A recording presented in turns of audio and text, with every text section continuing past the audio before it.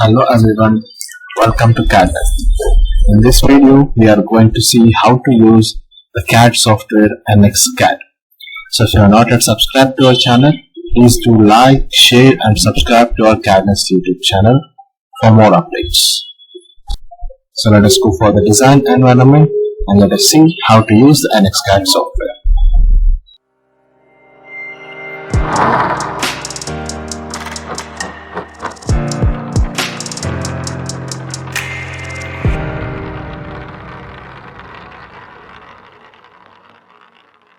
The next command we are having is UNBEND command.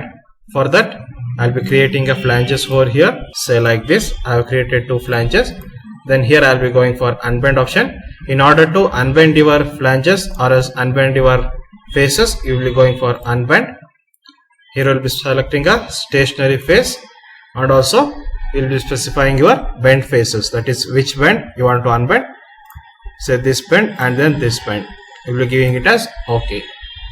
So in order to rebend this, we have rebend option.